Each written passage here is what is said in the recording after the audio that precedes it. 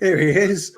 Here he is. Good afternoon, Reds. Welcome to the Pride of All Europe podcast. This is all for United. Obviously, I forgot to put that in there because we've had a late edition of Bainesy coming in. How are you, Bainesy, lad?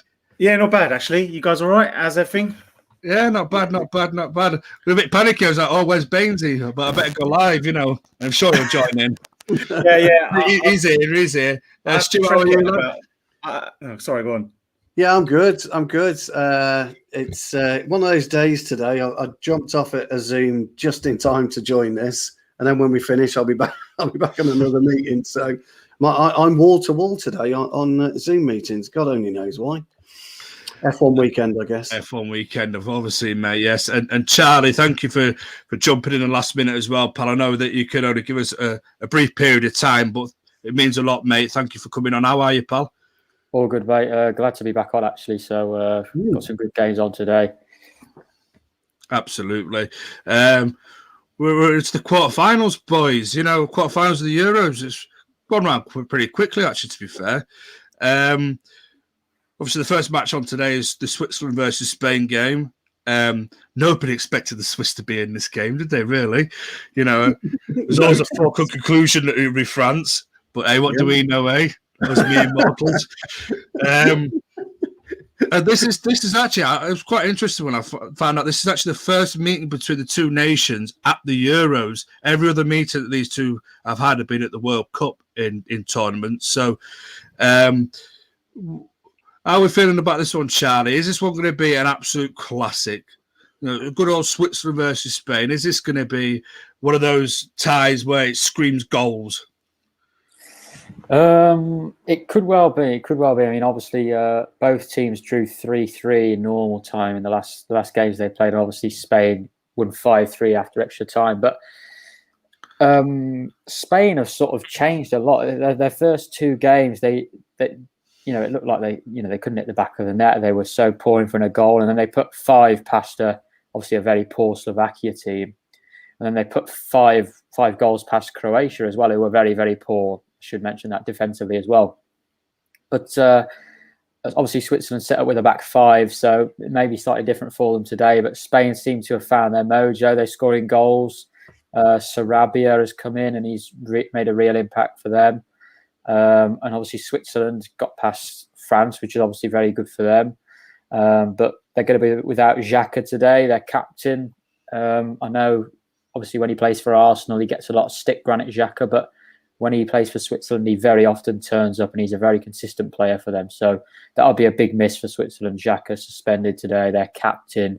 Will they be able to cope without him? Obviously, he performed very well against France. But yeah, it should be a good game. I'm not quite sure. This tournament, I cannot predict any of these quarterfinals very, very confidently. I really can't. I'm struggling. On paper, you'd say Spain will win, but this Euros has just been so unpredictable at times. You know, we've got no France, no Portugal, no Germany, no Netherlands in the quarterfinals. It's a crazy, crazy time. So I don't think I can confidently say who I think is going to win. I think there will be goals, though. I think there will be goals. Switzerland have got Seferovic up front. He looks quite a handy striker. He got 2 in the last game against France, good in the air. So both teams have got goals in them. But yeah, these games are so tough to call. They really are. This Euros has been incredibly unpredictable, really. But yeah, it should be a good game. I'm looking forward to it. Absolutely. Bainesy, my friend, coming to you, pal. Charlie just touched upon it there about Granit Xhaka. He was absolutely phenomenal against France, but he is missing through suspension. Is that a big blow for Switzerland? That considering he was, I put him. For me, he was star of the match, whatever they call it, for this tournament. I prefer the old school man of the match type thing. But do you think that's going to impact Switzerland heavily, losing him? Yeah, most of the play went through him, didn't it? Arsenal fans give him a lot of stick. They give him a lot of stick. And obviously, look, I mean, I don't watch Arsenal week in, week out. I watch the occasional game. So I'm not the one really to judge how he performs for club. But he was like a different kind of player. And I've spoken to a few Arsenal fans, and they've said to me he just looks completely different in a Switzerland shirt than he does in an Arsenal shirt. Now, we could say the same about Pogba, to be honest, but it's going to be a big miss. A lot of the play went through him against France, and he was phenomenal. Like you said, he was man of the match. So, he's going to be a big miss. I still think Spain will probably go through. I think they've got enough sort of firepower and more pedigree to go through in the tournament. But then we said that about France. The unpredictability of this tournament is unbelievable, because you wouldn't have thought that France would struggle against Switzerland, especially being 3-1 up. You wouldn't expect Switzerland to beat Spain, but that could easily happen now. Like Charlie said, the unpredictability of all the goals, of all the games that have happened, no one can really call it. It must be a bookie's haven, really, this tournament. Jack is definitely going to be a miss. 100% going to be a miss. Absolutely, mate. I think it must be that blonde hair. I might have to bleach blonde my hair, Stu, and maybe make me a better footballer, or maybe an absolute more of a worry than I am. But moving on to Spain, though, as well, as Charlie has been saying, they started off the tournament as they couldn't hit a barn door at 2 paces, and now the last 2 games been banging goals in for fun. And is that a surprise to you? And even old Morata's gotten on the goal scoring sheet, and he just seemed drained of confidence. Do you know? I think it's what we said. Spain were like Lindt, weren't they? We didn't kind of know what to expect from them. They obviously got some very, very good players, but nobody really knew what Spain was about coming into the tournament. And I think we were proven kind of right, really, because the first 2 games, they were pretty poor at best. We couldn't find any kind of rhythm. But as Charlie said, and Bainesy said, that the last couple of games, to score 10 goals, it doesn't matter what opposition you're playing against, to score 10 goals in 2 games in the European Championships has got to be admired. You can point that to Denmark with their, I think they got 8 goals in the last 2 games, didn't they? So that has to be admired. As I've got Spain in the sweepstake, they better win. That's all I can say.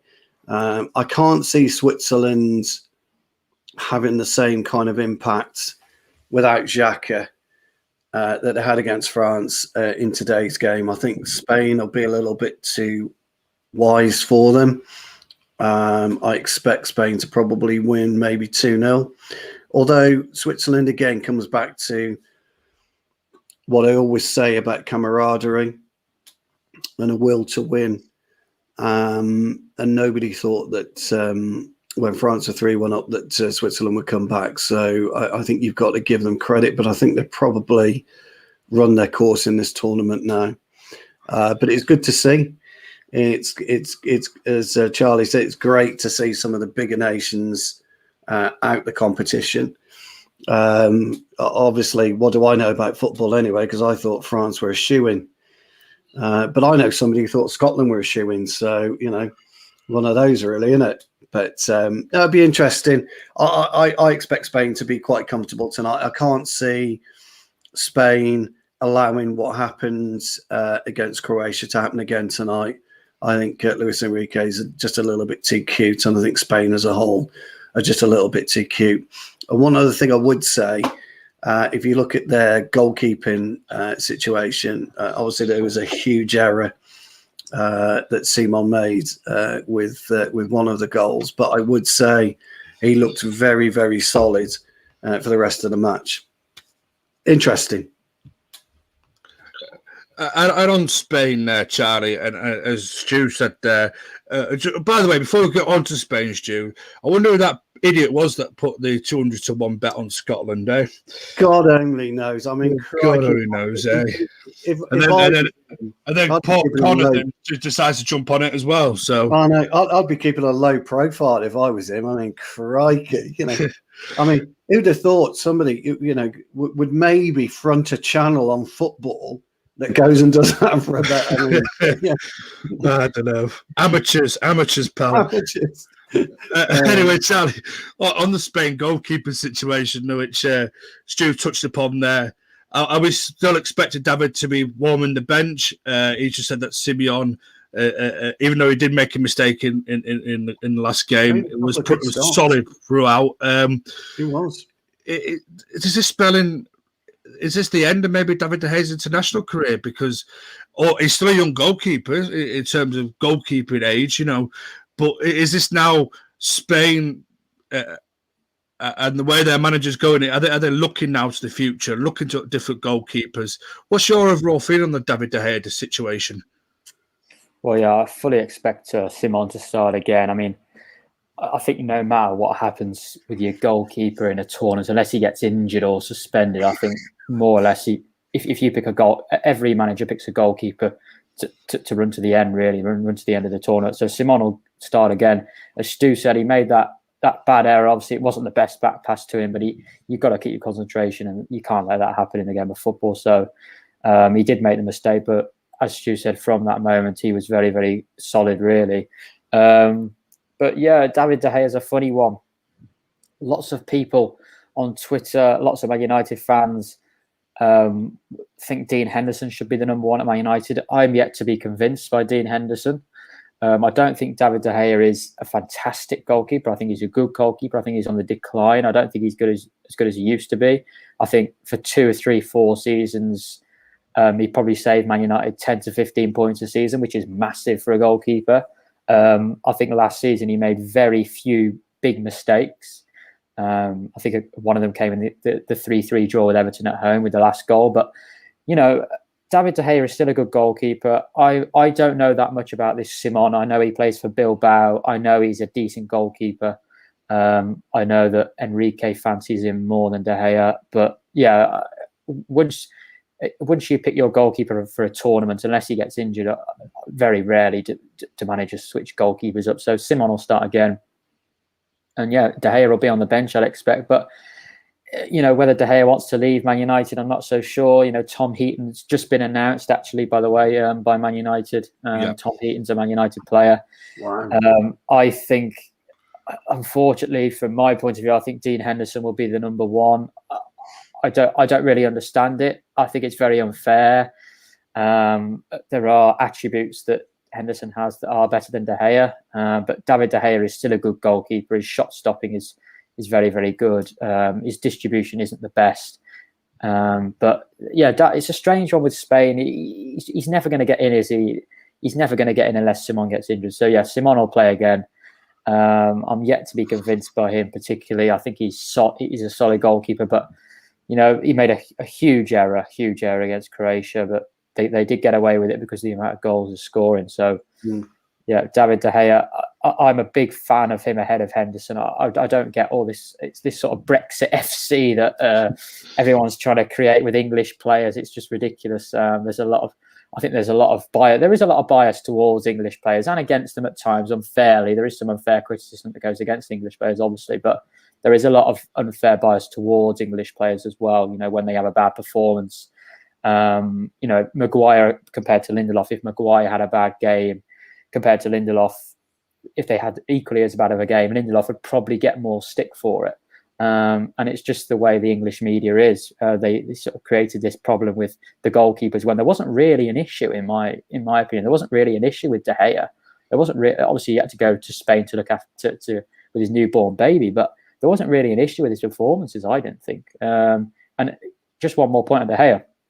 The second leg against Roma in the Europa League, in the semi-final, we were very, very fortunate to get away with that game. I mean, we could have easily, and I said this the other day, somebody said we beat them 6-2 in the first game. Well, in that first leg, Roma were unlucky to only be 2-1 up at half-time with Spinazzola down that left. And they were by far the better team. And in the second leg, honestly, we could have gone out that Europa League semi-final. De Gea made 3 or 4 very good saves.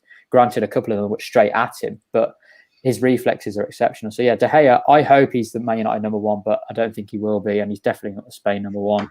I don't know what the rest of the panel think, but I just think it's a bit unfair on him. I don't understand particularly why what everyone thinks, but we'll see what happens tonight. But it'll definitely be Simon. I'm 99% sure. Yeah, I'm going to stick with the goalkeepers anyway, because you are right. It is breaking news. Not that it's a surprise to anybody that Tom Heaton has rejoined Manchester United. It's been made official by United. Bainsy, on the goalkeeper situation for both Spain and Manchester United,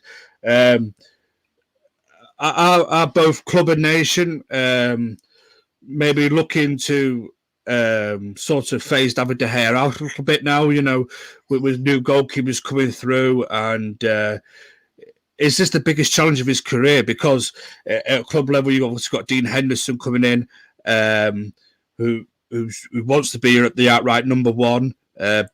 Obviously, Charlie just said he's not so keen on Dean Henderson at the minute. He's not quite sure he's up to the task. What do you make of the goalkeeper situation? And also, what do you make of Tom Heaton coming back to Old Trafford? I'll tackle the Tom Heaton one first, which is, it's a bit weird. For a club to have 4 goalkeepers, so it's Lee Grant, Tom Heaton, Henderson and De Gea now, I know obviously Lee Grant's never going to, we just know that Lee Grant's never really going to have that game time, which is fair enough. And I think he's probably going to a coaching role. But I really do agree with Charlie. Was bang on, by the way. Everything that he said about how it's unfair on De Gea. He has been a great servant to the club. He's on the decline, but just because he's on the decline doesn't mean he's just turned rubbish. I'm still yet to be convinced by Dean Henderson, and much like how Charlie said, he's got some attributes that Dean Henderson has some attributes that De Gea could work on, which is fair enough. But overall, when you look at a goalkeeper and a shot stopper, De Gea is probably one of the best goalkeepers out there to do it. So I just think it's super unfair on him at the moment. With the whole Tom Heaton signing, we just announced him, I think, about 20 minutes ago, just before we went live. So I don't know. Did we need it? Who knows? I mean, we've got Henderson on 120k a week. We've got De Gea on over 300. I don't know how Ollie's really going to play on this one. The thing is now, with Henderson sort of pushing De Gea to go into his to take the number 1 spot, it's obviously raising doubt in the Spanish team as well. Whereas thinking, well, okay, if you're not getting into the United, if you're not a United number 1, and Henderson's pushing you for that role, then how are you going to play for Spain? So I think it's been a bit unfair. I'm not sure. Spain has actually said he's injured, but he was on the bench on their last game. So no idea. I do think it's unfair. I agree with Charlie what he said about how he has been sort of moved to the side, and I don't think that's right. I still think we've got a really good keeper in De Gea, and much like the Roma game, he did actually save us. There was like 4 or 5 good saves there that he had made, and I think there was a spell of like 5 minutes Roma had, and De Gea made like 6 saves or something. It was ridiculous. But yeah, I don't think it's fair. I'm a massive De Gea fan, always will be. I don't think Dean Henderson hasn't ticked all the boxes for me yet. But let's see how Ollie treats it in pre-season and the first few games of the season, and see who he picks and who he would go with. Definitely. Absolutely, mate, absolutely. Brown Knight, have we talked about Juan Mata yet? No, but we will do towards the end of the show. I just wanted to, while I was talking about the Switzerland-Spain game with David De Gea being in the Spanish squad, I wanted to get Tom Heaton in there as we talk about goalkeepers at the minute. And I just want to come to Stu, because I know Stu's always got an opinion on everything to do with Manchester United. What do you make of Tom Heaton now officially being confirmed as coming back? What does this spell for David De Gea? Does this mean one of our main goalkeepers is going to go in the summer, either Henderson or De Gea, or do you expect we keep both and it'd just be like last season? Both have to battle it out for number 1. With regards to Tom Heaton, I don't know. It is what it is, isn't it? I mean, I don't think I'm fussed either way. With regards to De Gea and Henderson, it's a bit of a tricky one, really, because I'm in very much agreement with both the lads. that De Gea has had a couple of dodgy seasons. Really, we all know that. But every player does go through ups and downs in their career. But when you look at the history that he's had over the 10 years with the club, he has won us. In fact, there was an old saying when Schmeichel was between the sticks. Schmeichel was about 10 to 12 points a season. And I think there were times in De Gea's career with us that he's been exactly the same, 10 to 12 points per season. And you do rely on your goalkeeper heavily because, unfortunately, you make a mistake outfield, it's okay. You make a mistake between the posts, and it's a goal. What we need is a combination of De Gea and Henderson, because they've got excellent attributes, but they're not the all-round goalkeeper. What I mean by that is De Gea is an exceptional shot stopper. We all know that, but he doesn't command his box as well as Henderson does. And Henderson's probably not quite as good as a shot stopper as what De Gea is.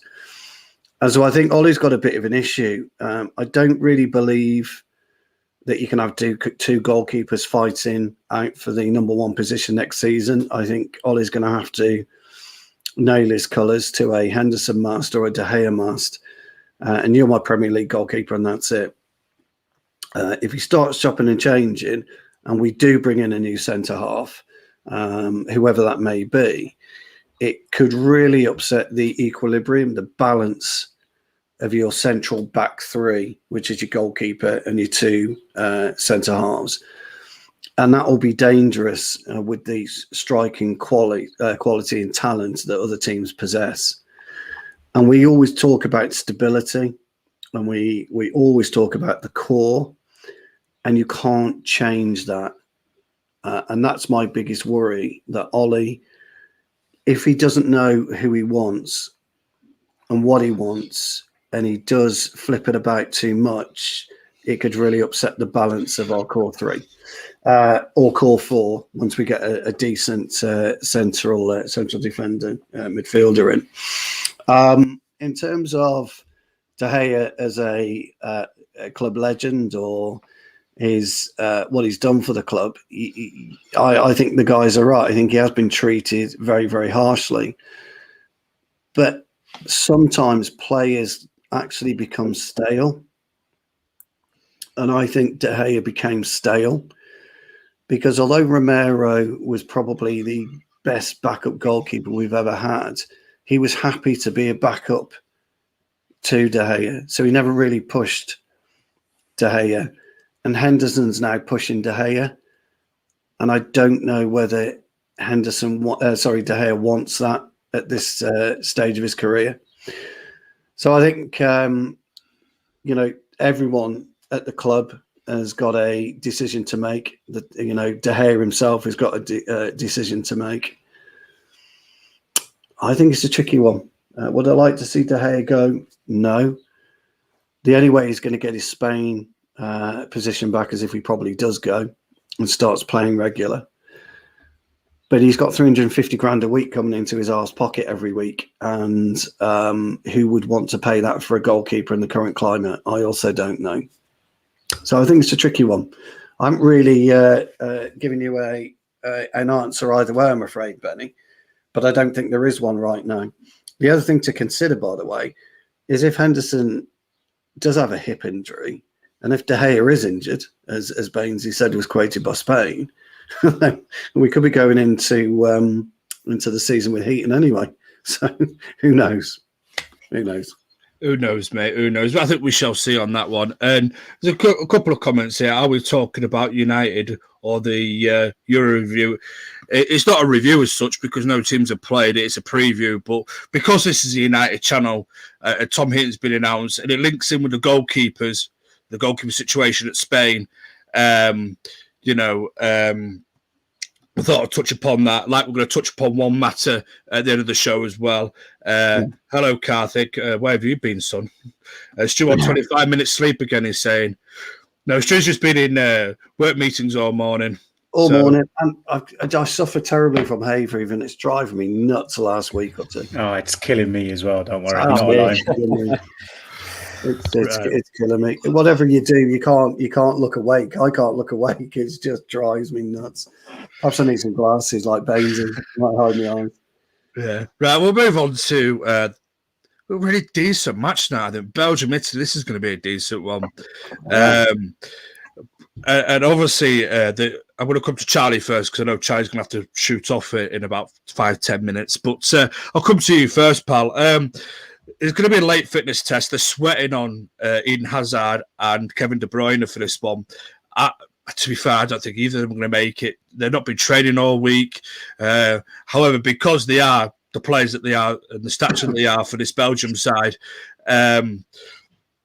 Roberto Martinez is obviously going to give them right up until the last moments in time to prove their fitness to get to be ready, or to at least be on the bench for the game against Italy. If they both don't make it, which I think they won't make it, is this going to seriously weaken Belgium? Oh yeah, obviously Kevin De Bruyne, when he's missing from Manchester City, we saw when he got injured, Ilkay Gundogan just slotted into the false nine position and actually probably performed better than De Bruyne was, and that's when Man City's sort of title charge started. But Belgium don't really have that luxury where they can replace De Bruyne with an equally good attacking player. We saw against Denmark when Belgium played Denmark that Denmark were playing very, very well, and they were very unlucky to lose that game really against Belgium.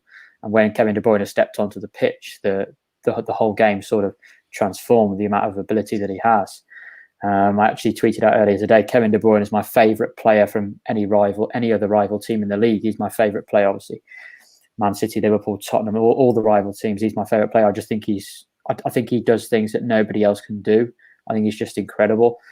Eden Hazard's a funny one. I actually think his brother is playing better than him in this Euro. So Thorgan Hazard obviously scored a wonder goal in the last game. But yeah, Eden Hazard's a funny one. I don't think he's such a big miss. Obviously, he showed what he can do with some dribbles and that. But he just isn't the same player. He isn't as deadly, Eden Hazard, as he used to be. So Kevin De Bruyne is the big miss if he can't play, especially with this Italian system and the defensive unit. Obviously, they did concede against Austria in extra time, but this Italian team has only conceded something like 8 goals in the last 8. I don't know how many games it is. I can't remember now, but it's crazy. So yeah, obviously Kevin De Bruyne is a big miss, but Belgium have still got some extremely good players. You've got Tielemans, you've got Witsel in midfield. They've got Thorgan Hazard, they've got Carrasco, they've got Lukaku, they've got Mertens. They've still got enough, but they might just lack that little extra bit of real quality in the final third. This game's going to be decided on a sort of moment, isn't it? I think the game for goals will be the Spain game. I think this game will lack goals. I really do. I think it'll be a very, very tight game. Perhaps, Belgium play a back 5 and the Italy obviously play back 4. Will Spinazzola be able to, obviously he's been one of their main players, will he be able to get down the left-hand side as much, or will that back 3 of Belgium, will they send their wing backs forward, or will they play a bit more defensive, and will it be a chess game? I think it'll be a little bit like that. I think it'll be sort of waiting for each other. I don't think this is going to be a cracker in terms of goals, but it might be a cracker in terms of systems, tactics. Two very good managers going against each other, and 2 very good teams. But this game is going to be decided on a moment. I think could be a set piece, a moment of brilliance, a big mistake. I think it'll be a 1-0 or either way. I would say Italy. I fancy Italy, but I don't. Again, as Bainesy said, we said earlier on the show, all my predictions in the last couple of weeks have all gone wrong. So I said England would lose to Germany, and that went wrong. I said France would beat Switzerland, that went wrong. I've said lots of things that have gone wrong. So I'm going to keep my mouth shut for now. I said, I can't remember what game it was last week. I said it'll be 0-0 or 1, and it was 3-3 or something. So I'm not going to say too much on this game, but I think it will be a rather tight game. But yeah, I honestly think the goals will come in the other game, but it'll probably be the opposite now I said that. But yeah, Kevin De Bruyne, honestly, he is just a real special player. He's one of my favourite players. I think a lot of people forget also the work rate and the defensive side of things as well, often forgotten with these players. The man can tackle, the man gets stuck in. He really is not afraid to really work. As a footballer, everyone's obsessed with scoring goals, brilliance, but are you actually going to do the hard yards, get your ass back and defend and get stuck in and get your team back on the front foot? And that's what he does as well. He can do everything, De Bruyne.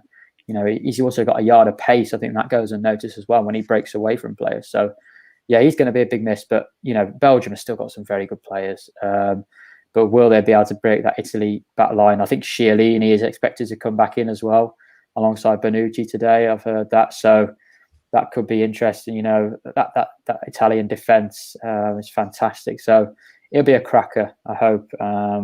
Hopefully it'll be a cracker. And yeah, I think whoever wins this game, you look at, obviously they'll probably play Spain or they're going to play Spain or Switzerland. A lot of people saying Spain. And hopefully they'll play England in the final. I'm not quite sure about that yet. But yeah, I think whoever wins this game has got a real chat. Whoever wins this game, I believe, is probably going to be the favourite to win the tournament. Absolutely, mate. Absolutely. Really good points there. You're right. Chiellini is suspended. What am I on about? Suspended. Is set to come back to again after missing the round of 16 game against Austria. Suspended. What am I on? Anyway, come to you, Painty, mate. With that in mind, if both Hazard and does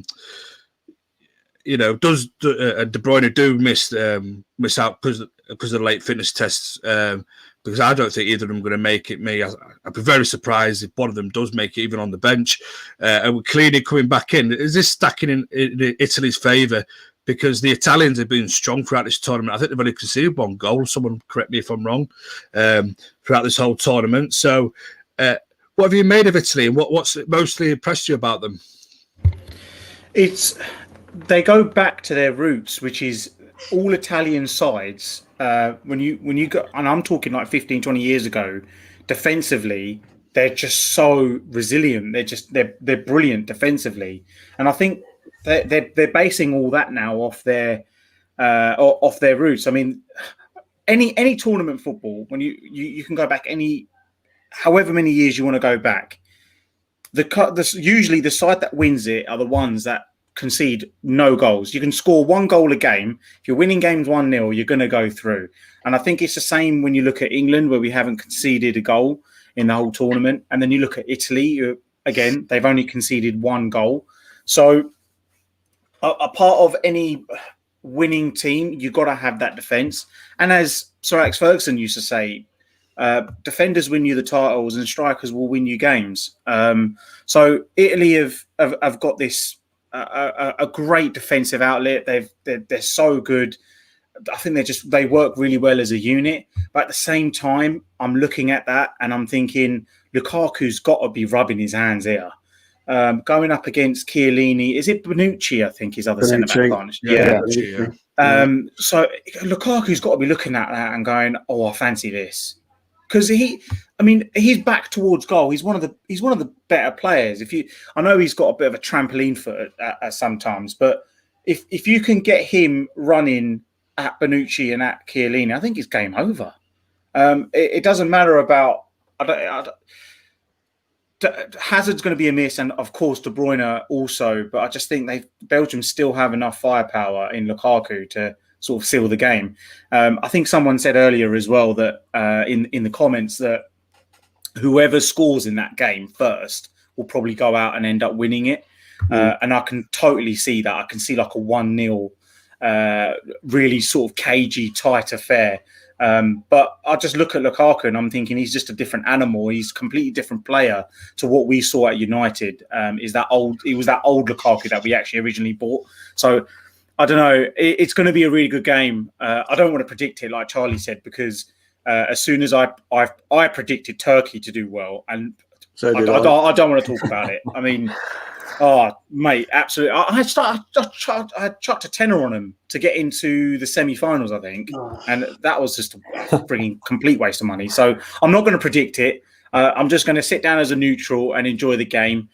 Be interested to see from an England point of view as well, because it's likely that if England do get to the final, it will be Belgium or Italy, I think. I don't think Spain have got enough yet.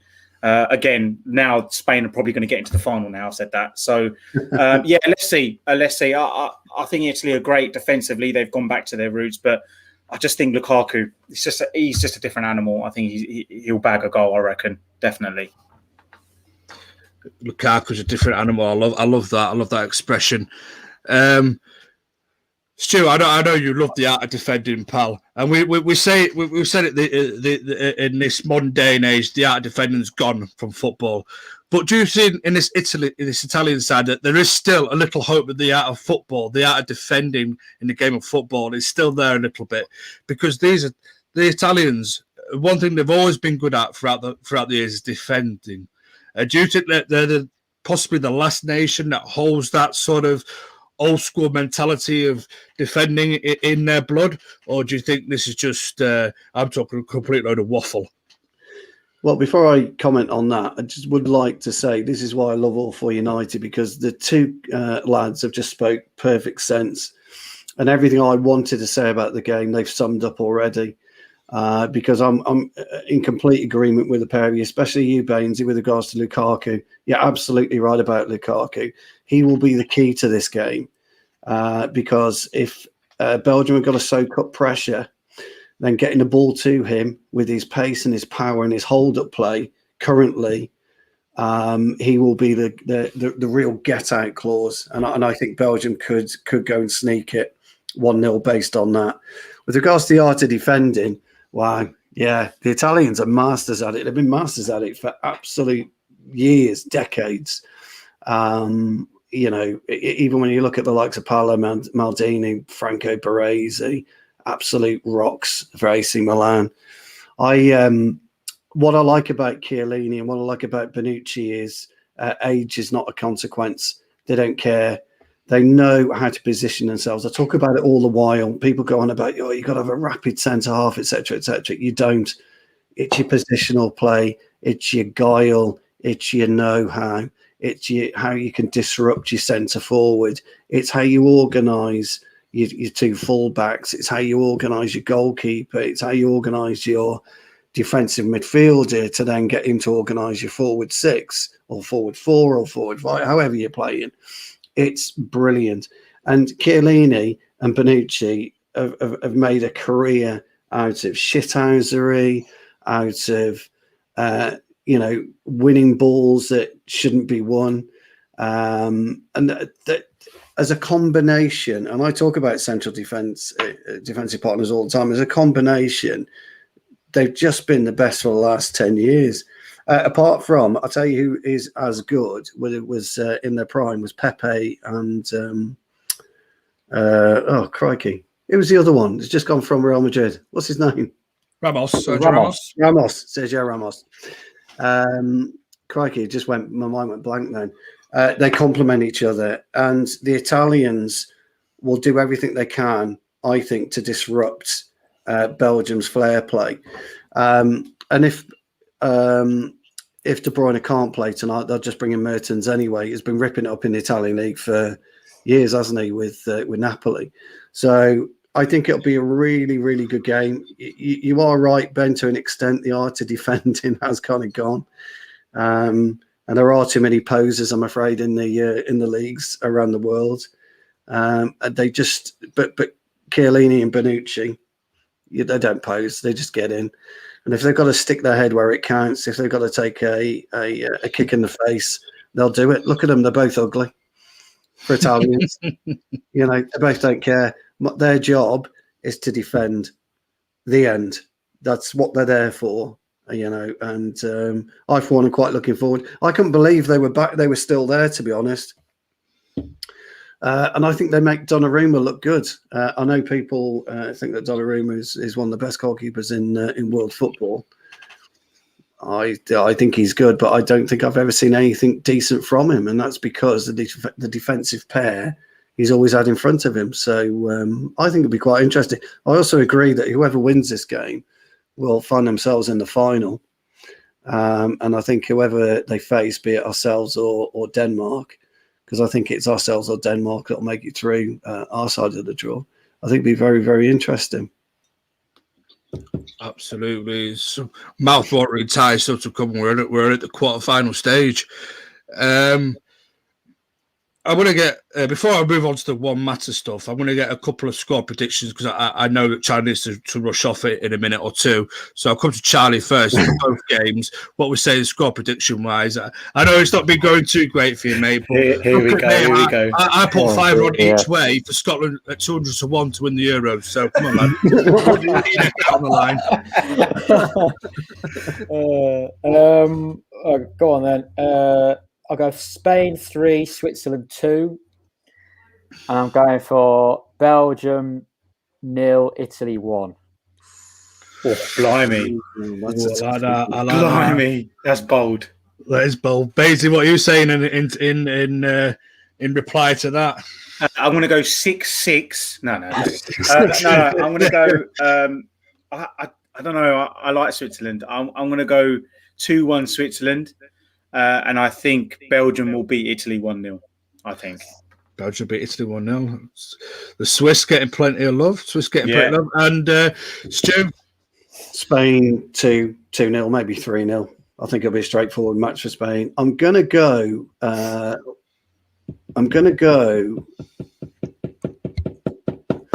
don't know. I can see. Oh, bollocks!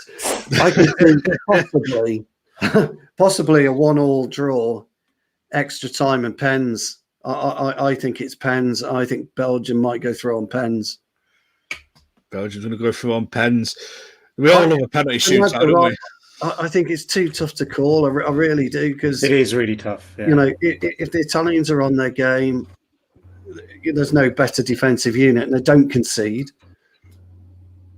But as we saw, Lukaku at the moment, he's just this different type of animal. He reminds me when he was playing at West Brom on loan. Yeah, he used to bully people, didn't he? Yeah, so good.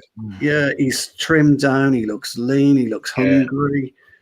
And if De Bruyne does make it on the bench, and I don't know whether they'll risk him, but if he does make it on the bench and does have to come on, I don't know. I can't. It's so hard. It's so hard to predict. Yeah, it is.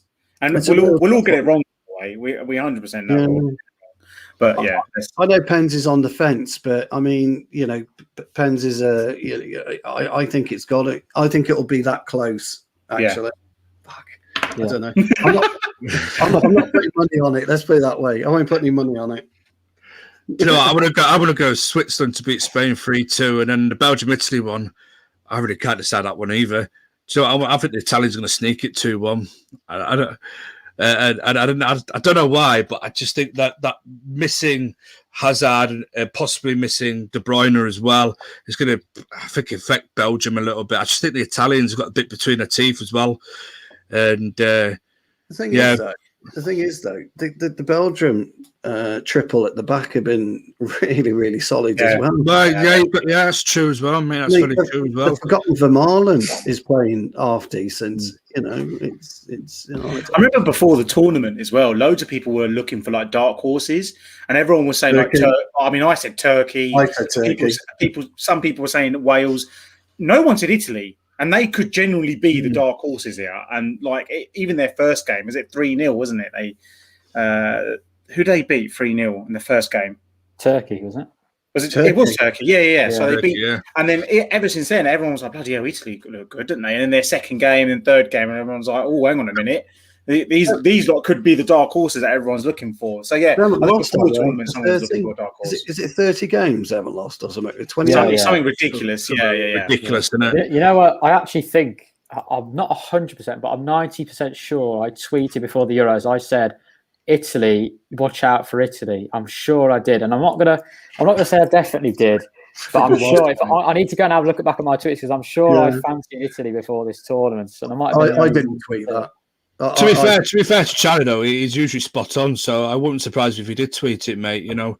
Not with my predictions later. That's why I can ramble on about absolute bollocks on here when I've got Charlie and Bainesy on, because they know what they're talking about and I don't. So I can just ramble. I work with loads of Italians, and they were saying I was taking the piss out of them so much. I was like, Italy, no way. They're not. They barely get out of the group. Blah blah blah. And so they're ready. I think they've got drafts ready on WhatsApp, just ready for me. They're going to. If they get to that final and if they play England, it's game over for me. Honestly, it really is. Hey, look, we've got to get past Ukraine. Saying that. Everybody thinks it's a foregone. I'm very worried about this Ukraine. Charlie, do you need to run off, mate? Are you all right for I'm all right for 5 to 10 minutes. So I think it's running late anyway. Well, so I'm all right. I wanted to get. While Stu mentioned it, I know you're on tomorrow, Charlie. Actually, so I won't actually ask you, but I will ask you about Juan Mata. But I just want to get a quick, because Baines is doing it on tomorrow. I just want to get him a quick sort of preview or about the England game tomorrow against Ukraine. How are we feeling that it's going to go for England? Are we optimistic, Bainesy? Optimistic, definitely. I'm an optimistic guy anyway. So England, they should get through, and I think everyone's going to back them to get through. They played really well against Germany.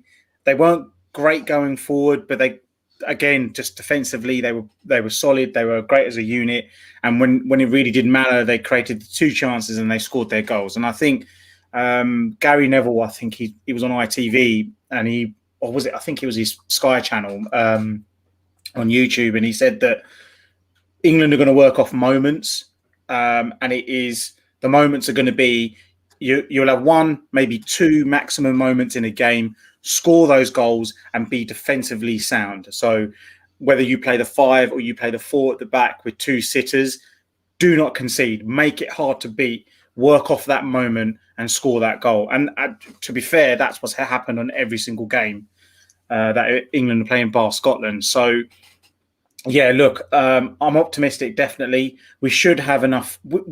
If you go player for player, I'm sorry, but no disrespect to Ukraine, that we should be beating them. Is it Shevchenko, the Ukrainian Andriy Shevchenko? Andriy Shevchenko. Yeah. So, I mean, look, we should beat them. This is their first sort of quarterfinal in any major tournament, I think, in a long time. So we should beat them. We should go through. A lot of people, like Stu said, a lot of people are sort of foregone conclusion and think England are automatically in this final. I don't like the look of Denmark. They do scare me in terms of the way they play. They're resilient again. They work on the press. They're all together. They work as an 11. So Denmark do scare me if they get to the semi-final with England. But yeah, optimistic definitely. England should beat them, to be honest. It'll probably be a 1 or a 2-0 again. 1 or 2-0. I'm glad you said that, because I was going to ask you for a score prediction, but you already you said it right at the end. And Stu, how are we feeling about tomorrow for England? Is it a foregone conclusion, or do we need to make sure that complacency doesn't slip in? Because players in their mind could think, it's only Ukraine. They're struggling a little bit with injuries as well. I think in the last game they looked a bit knackered as well, absolutely dead on their feet, but then they turned the game round and won against a Sweden side, which I thought, England versus Sweden again, we always know that those ties are a little bit juicy at times, given the previous results. But how are you feeling ahead of Ukraine, mate? Well, first of all, apparently it's the one and only Brown Knight's birthday today. So happy birthday, Brown Knight. Happy birthday, mate. I didn't realise. Happy birthday, fella. It's in the comments, I think. And one Brown Knight. Oh, yeah. I thought it was just going on about Lindsay Lohan, that's all. Well, but if it's your birthday, Brown Knight, I do apologise. Happy birthday. And look, he's shares with Laura Woods as well. I was more interested in Margot Robbie. I mean, Have I missed Margot Robbie? Hold on, let me readers on for this. Get your readers. Yeah. Laura Woodsy as well. Right, yeah, Woodsy. Look, we should beat Ukraine. Pound for pound, we're the better boxer, so to speak. So I think we should go out there and win relatively comfortably. But you're in the quarterfinal of the European Championships, and if you're a footballer, this is what you're there for. This is what you play the game for. And so at whatever level you're playing, you always should aspire to beat the team above you, and in which case, England are a better team than Ukraine. I've always been, and I've always had this drummed into me actually, that most games it's a one chance, one goal scenario. I.e., you get one chance, you've got to put it away because you might not get another chance. And I was always taught that growing up in football. I always taught also to pitch myself against the bigger man. Pitch yourself against a quicker man, pitch yourself against a speedier, a more technical player than you, because what it does, it elevates your game. And there's the danger in football as a whole, because in that Ukrainian dressing room, the message would be very, very simple. You've got a chance to make history today. You've got a chance to go out there and show the world that you're better than England, you're better than the Premier League, so to speak. And players do react to that. Players can find another level. They can find another energy. Switzerland did it.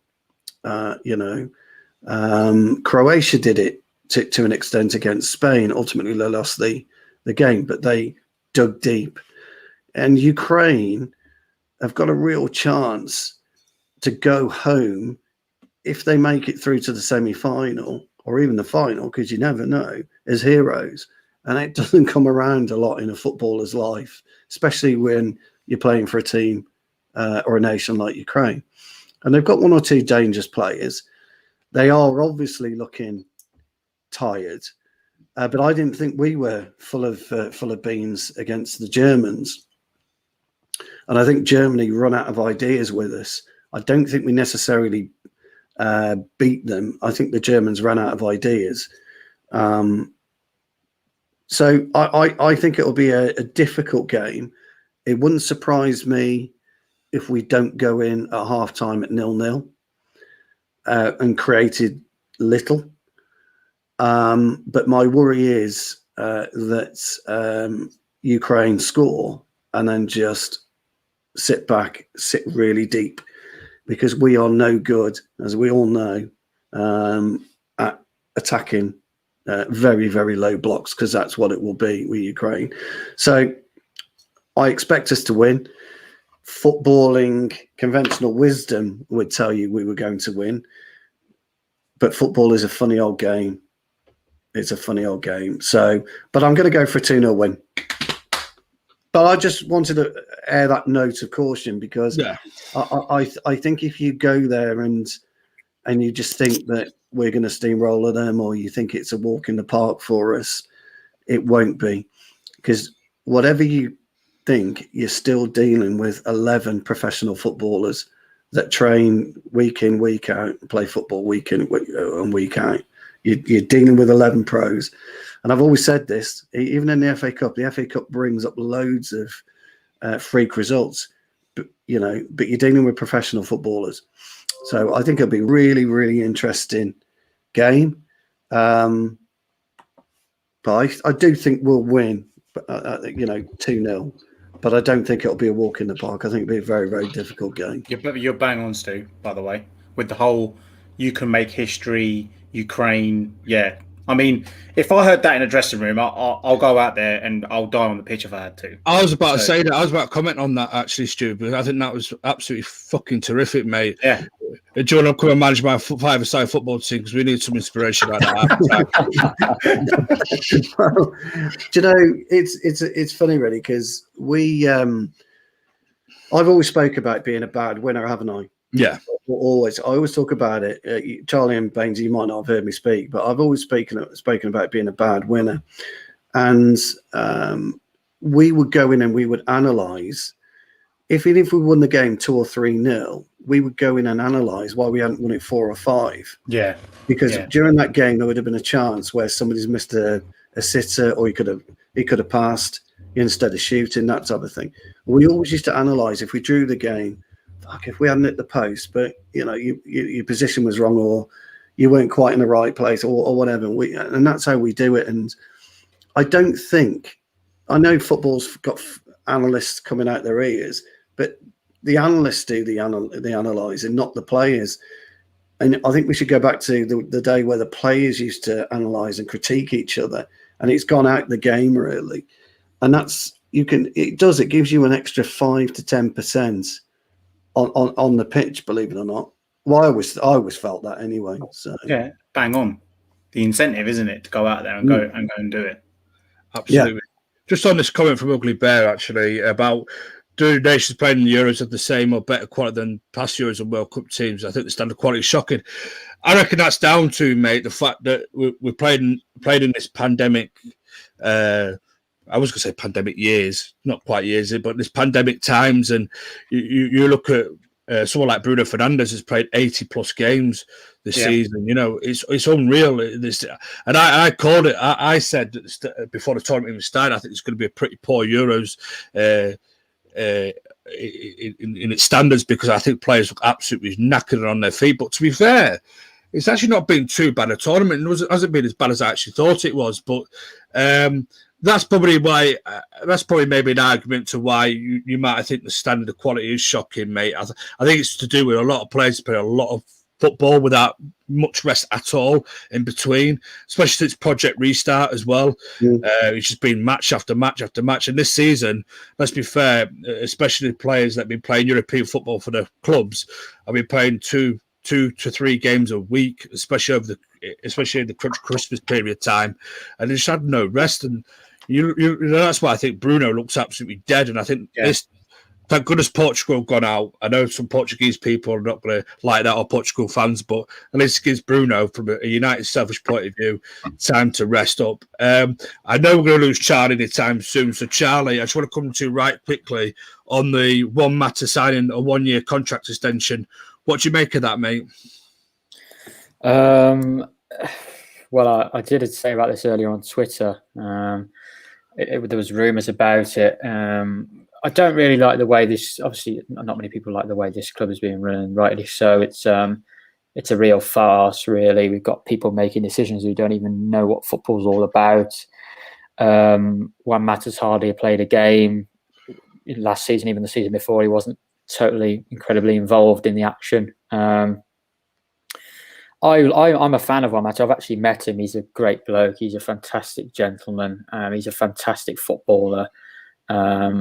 Obviously, he's never had very big. He's never been a very fast player. He obviously he's getting a bit slower with his age now, but he could still have played a bigger role for Man United in the last few years. I said already, you know, if we're giving him a contract extension, I want to see him on the pitch more. You know, I'm still a believer, along with Nemanja Matic as well. I'm still a believer in the correct system with the correct players around them. I think they could still be involved in matches. I'm not saying they're playing every single week, but if you're playing against a low block and it's 0-0 after 70 minutes, and you can't break a team down, why have you got Fred and McTominay in midfield when you could take one of them off, put Juan Mata and Bruno a bit higher as 8s and leave one of them on as a 6? I mean, why do we need to leave Fred and McTominay on if we need to go for a goal? And that's what I want to see Juan Mata used for. You play him in the cup games. And also, you know, if we're struggling for a goal against a team with a low block, put Juan Mata on. Take Fred. Show some courage. Take Fred or McTominay off. Put Juan Mata at 8 with play 2 8s and just 1 6 and go for it. That's what I want to see from Man United. I want to see Man United go for games more. We didn't do it enough last season.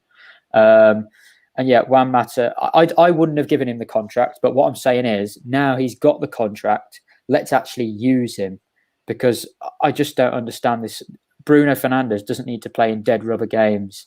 Bruno Fernandes, if we've won the first leg of a game 3-0, Bruno Fernandes doesn't need to start the next game. We need to stop this reliance on Bruno Fernandes and Marcus Rashford all the time. We've got a lot of good other players. You know, Juan Mata, he's not going to play every week, but let's actually, if we're going to give him a contract, actually use him, because he is still, a lot of people disagree with me, but I think he's still a quality player. And I know Stu said earlier about position-wise, I totally agree. You know, I've fed up with this obsession with pace in the modern game. It's just ridiculous. You know, Nemanja Matic and Juan Mata, their positional play is absolutely unbelievable. You know, the positions that Juan Mata takes up are better. He's better positionally than Bruno Fernandes is, and I don't think anyone will disagree with that. Bruno Fernandes is obviously gets more goals and assists than Juan Mata does. But the positions that Juan Mata takes up are different than Bruno Fernandes. And if you've got them both playing on the same pitch with 10, 20 minutes to go against a low block, can you imagine how much havoc that's going to cause defenders? How much unpredictability is going to be in that team, other than instead of Fred and McTominay passing it sideways. So yeah, Juan Mata, top bloke, top player, but I wouldn't have given him the contract. I don't think it's the right thing to do. But because we're giving him the contract, let's actually now get the most out of him. And I've got to go off now, lads. So it's been nice. Thank you, Bainesy. Bainesy. Sorry, I won't say Bainesy because Bainesy comes to Bainesy. Thank you, Charlie, for jumping on me. And I hope you enjoy the rest of your day, pal. Thank you. Enjoy the game, lads. I've got to go in a minute as well. So can I come to you quickly then, Stu, before I get if you don't mind, that's all right. On the Juan Mata, pal, what are your thoughts? I think Charlie's right. I'm not so sure I would have given him the extra year. But on the flip side of it, you can't. There is no substitute for experience, and he has a wealth of knowledge and experience to pass on to some of the younger talent that's coming into the group. Certainly from the under-23s. I think Ugly Bear's probably made the right comment about it. I think it's a view to a coaching position in 12 months' time. It's definitely going to be an ambassadorial position, because he's the perfect player to be an ambassador for our great club. I think the guy has been one of the best imports into the Premier League. He was phenomenal with Chelsea, and he's been great for us. He just, for whatever reason, hasn't had that chance. And again, Charlie's right. There's been times and games last season where he could have come on, and his cuteness and his ability to find pockets of space and pick out the right pass, irrespective of speed, is something we've sorely missed on occasions. And I think that if he does, or he has signed his contract now, he does need to be used. So I'm kind of hopeful that Ollie will utilise him a lot more. Absolutely, Stu. Thank you very much, pal. You get yourself off as well, buddy. And thanks ever so much. See you later, Bainesy. See you later. Catch you later, mate. Take care, boys. Take care. And sorry, Brown, I do apologise for my slip of the tongue. See, my brain's an autopilot. You know, Baines was the next person to come into that. But yeah, I apologise to Baines as well for the. No, it's all right, mate. Don't worry. So, what's your thoughts on Juan Mata? Are you with Charlie and with Stu on? They wouldn't have given him another contract, but now that we have, we should utilise him a lot more. Or are you firmly in this? Yes, I'm glad that Juan Mata's got a contract; he deserves it. Or you're the other way and thinking, nah, he shouldn't have had it. You know, we should have got rid. What's your thoughts on Juan Mata, pal? Honestly, I would have given him the contract. I would have given him a year contract, simply because when you can't buy, well, you can buy experience, but the issue is he's been there, he's done it, he's got the t-shirt, he's great for the youth. He knows he is a great person to look at someone off the pitch. Now, I'm not necessarily saying that Juan Mata's past it. He hasn't got it. He's, he hasn't got the legs anymore. I actually genuinely believe he can still play football. I think he looks after the ball really well.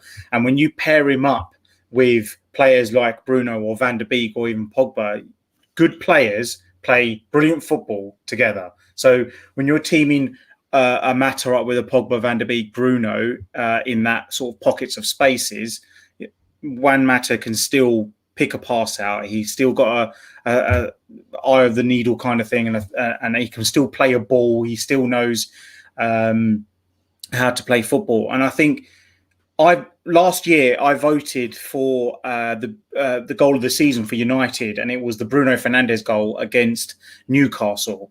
And if you see, actually, it was Van der Beek and Mata were the ones to play in Rashford.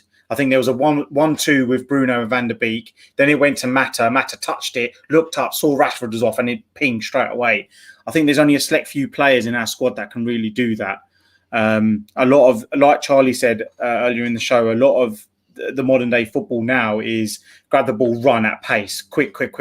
With Mata, you've got a different kind of player where he doesn't necessarily slow it down, but he looks after the ball. And that's so important sometimes in football. He looks up, he knows what the right pass is. And there's going to there's a stat that I always like looking at when I'm watching football, and it will never be recorded, but I would love to know how often a player loses the ball after receiving it from a Juan Mata, because he just knows the right pass to play at the right time. And what I mean by that is sometimes when Rashford has the ball, he would pass it out to someone else, and more often than not, it's either a bad pass or it's in a tight space and they'll lose the ball. Juan Mata has this way of playing football where he knows the right pass, and more often than not, that player then goes out and assists another player, or then he scores the goal, or he makes another right pass to then which comes out from the goal. So that's something you can't teach. That's something that you learn over the years, and I think that's great for the younger generation, for the under 23. So I would have given him the 1 year. He's obviously, we all know he's probably not going to play, but he will go into that coaching ambassadorial role for United, and I think that's brilliant. He's a brilliant character to have in the dressing room. Absolutely, mate. I echo the words as well that you boys are saying about Juan Mata. I do agree with Charlie and Stu. I think he needs to be utilised a lot more. Yeah, I like Charlie said. Charlie came up with a great point. You don't need to be playing Bruno Fernandes in dead rubber games. We need to stop with the over reliance on Bruno Fernandes, Marcus Rashford. For two prime examples there, we've got enough quality in the squad, especially in the forward positions, and I think it would stand us a good stead a lot more. I think it keeps players a little bit more fresher. Especially when, as Charlie said, if we're 3-0 up in a European game and into the second leg, you can afford to rest Bruno. You could play Juan Mata a little bit more. Juan Mata as for me, one of the best footballing brains I've ever seen. His legs might have gone a little bit. He was never blessed with great pace, but his legs have definitely gone. You can think he has 20 minutes in a game. I mean, you can get 20 minutes in a game out of him, and like you said, there is an over reliance on Bruno at the moment, and I think we've got enough players in a Mata, a Van der Beek to come in and take Bruno's role in the second leg if we're 3-0 up, kind of thing. I'd love to see him being utilised more. I think that 1 year extension is truly there for a experience, someone in the dressing room where the players can look up to him and go, he's done it all. Someone off the pitch that players can look to, and he can help. So yeah, it's good regardless. Anyway, if people didn't agree with it, I still think it's a good addition. It's a good an extension to do at the club. And while I've got you, I hope you've got a spare couple of minutes, pal. But I just wanted to ask you about Jadon Sancho while I've got you, mate. I don't think he was on the show. Was you on the show? No, I wasn't. I just wanted to get your opinion, pal, on the Jadon Sancho. Mate. Oh, I'm so glad. I'm so glad we finally got our man. This guy, I've been absolutely at my missus for 2 years. We need to get Sancho. We need to get Sancho. We need to get Sancho. And finally, we sign our guy. Honestly, it's so good. The numbers he produces in the German league. I know it's the German league, first of all, and I'm not expecting those numbers to be replicated in a United shirt. I think that's silly for anyone to really fathom. But we finally got a right winger that is a right winger who can help Aaron Wan-Bissaka. He's an other outlet on the other side, and we're not so reliant on Shaw and Rashford all the time. I think Rio said it in his Vibe with Five podcast he does with Howson, and he's saying that if he was a defender and he was defending against United, he would put more reliance on the left back and Marcus Rashford, the left back and the left winger, rather than the right side, because you knew that Greenwood was always going to cut in. Now with Sancho, he gives us a completely different element of the game. He gives us a brand new outlet. He's quick, he's pacey, obviously we know he can go past the player with ease. So yeah, we finally got our guy. I do admit though that this Sancho signing means absolutely nothing if we don't get a centre back and a defensive midfielder. They are just as important as a right winger, and I really do hope that I know there's Varane going on, and there's some really credible sources that have come out in the last hour to say that Varane isn't going to sign a new contract with Madrid, and it looks like United are going to go in for him. So if we do get that one over the line, and then hopefully we can move to a defensive midfielder, then perfect. If we just sign Sancho, then I think we're just going to get another season of McTominay and Fred, which I don't think anyone wants. As much as they did well last season, we got to move on from that. So yeah, hopefully we'll get Varane. We've got Sancho, we've got our man. Medical will hopefully go well. We'll move on to a centre back and a DM, and it's looking good for next season, definitely. Right then, thank you very much, Bainesy, for today. Thank you for staying on that little breaks just to talk about Mata and Jadon Sancho. I'll wrap it up there because got lives to get back to. Thank you to Stu earlier. Thank you to Charlie earlier. They've dropped out to do what they have to do work wise and busy social lives and that. Adult things, yeah. I'm back tomorrow. Charlie's back tomorrow, and it's England tomorrow as well. So, and it's Saturday. It's the weekend, so we can all get drunk and get merry, and hopefully England will get through to the next round. I shall see you then, Bainesy. I hope to see you on the show soon again, pal. Yeah, no worries, mate. We shall see you in the next one. Cheers, guys.